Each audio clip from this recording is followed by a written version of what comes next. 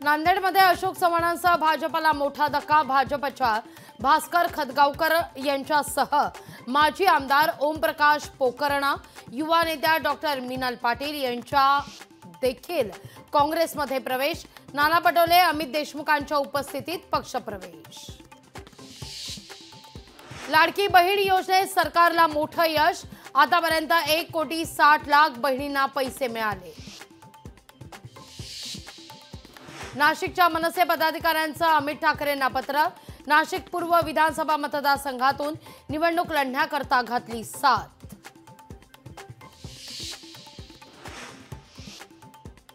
कोल्हापूरमध्ये विधानसभा निवडणुकीचा आखाडा तापला। जागा वाटपावरून महायुतीत जोरदार रस्सीखेच।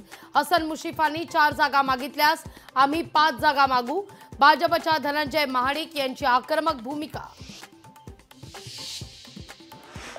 नितेश राणेंविरोधात अजितदादांची अमित शहांकडे तक्रार, तर देवेंद्र फडणवीसांकडून नितेश राणेंची पाठराखण। नितेश राणे हिंदुत्वासाठी काम करतात, फडणवीसांचं वक्तव्य। यूपीएससी परीक्षेतील निबंधाचा पेपर फुटल्याचा विद्यार्थ्यांचा आरोप। पेपर फुटल्याप्रकरणी विद्यार्थ्यांचं जिल्हाधिकाऱ्यांना निवेदन। आनंदाचा शिधा विरोधातील याचिका सर्वोच्च न्यायालयानं फेटाळली। सर्वोच्च न्यायालयाकडून उच्च न्यायालयाचा आदेश कायम।